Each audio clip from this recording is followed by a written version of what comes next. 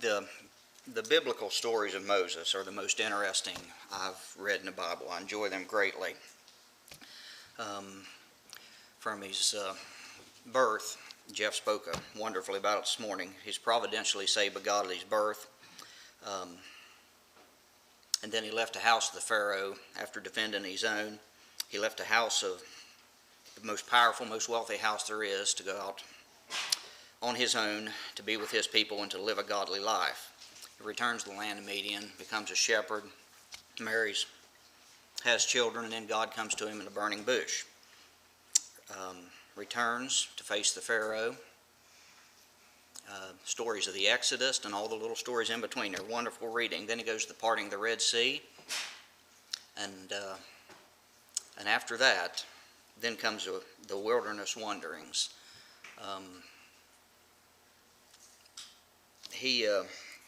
Of everything we think of Moses, we probably don't think that he was an expert on wasted time. And that indeed he was. 40 years of wilderness wanderings. And towards the end of those wanderings, he wrote the 90th Psalm. He wrote two other Psalms. One's in Exodus and one's in Deuteronomy. But the 90th Psalm is a psalm by Moses about the wasted time and the fact that he watched a complete generation die in the wilderness. I'm going to read the 90th Psalm. Lord, thou hast been our dwelling place in all generations. Before the mountains were brought forth, or ever thou hast formed the earth and the world, even from everlasting to everlasting, thou art God.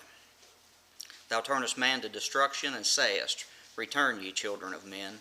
For 1,000 years in thy sight are as but yesterday, when it is past, and as a watch in the night. Thou carriest them away as a flood, they are as asleep. In the morning they are like grass which groweth up. In the morning it flourisheth, and it groweth up. In the evening it is cut down and withereth. For we are consumed by thine anger, and by thy wrath we are troubled. Thou hast set our iniquities before thee, our secret sins in the light of the countenance.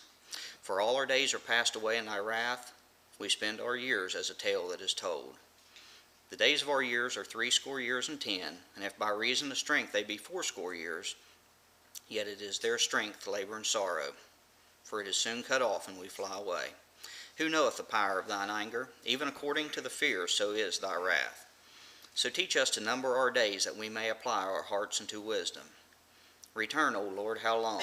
And let it repent thee concerning thy servants. O satisfy us early with thy mercy, that we may rejoice and be glad all our days. Make us glad according to the days wherein thou hast afflicted us, and the years wherein we have seen evil. Let thy work appear unto thy servants, and thy glory unto their children. And let the beauty of the Lord our God be upon us. And establish thou the work of our hands upon us. Yea, the work of our hands, establish thou it. The 12th verse again. So teach us to number our days, O Lord, that we may apply our hearts unto wisdom. We all lead busy lives, some of us busier than others.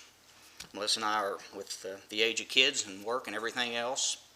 And there doesn't seem to be enough hours in a day, but there is always time to do God's work. If we're too busy to lead a Christian life as we should, it's self-inflicted. We have all the time we need. In this busy world, it's amazing some of the things you can read about.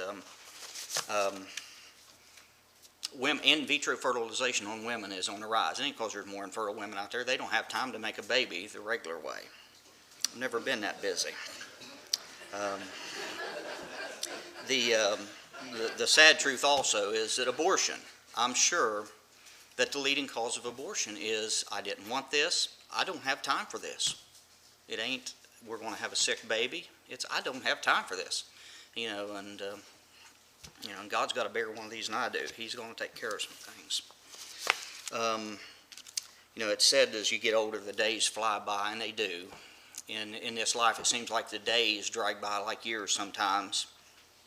And the years, looking back, are like days. And I kind of liken that to a sunrise. There's many of us in here he'll get up before the sun. We're going to work. We're going to go farm. We ain't got time to watch a sunrise. There's several of us in here like to hunt. Now, we enjoy a good sunrise. You get out early in the morning, you're looking for that sun. You sit there for an hour and a half in a tree stand freezing to death. And the arc of the sun will come up over the hill, and it's moving so slow, you have to look away and look back to see it's even moved. But this sunrise at the same time, it's flooding, it's cascading across our land from east to west at 800 miles an hour. So be it with our life. It's that fast and it's that slow. We all need desperately, in more ways than one, to stop and enjoy what the sun gives us. And then comes the separation, death. One thing that our God and our time has in common is it's no respecter of persons. Our parents, our grandparents are passing on. We want some more time. The time just goes on at the same pace. Or maybe it's us and our kids that like some more time with us. It's just the same pace. Nothing changes. Time is, it's like oxygen. We take it for granted. It's abundant. We have all of it we need. It's the most precious thing we could ever have. Yet we don't enjoy it. And after the separation of death comes a judgment. We may stand before God, talk about how faithful we was or not, how much we gave, how much we loved, what all we done. There's 1,000 things, but I hope and I pray there's one thing I never say, is to look upon God and say, you just never gave me enough time. I don't think that would be too good. A guy named Alexander McLaren wrote a short paragraph on the 90th Psalm.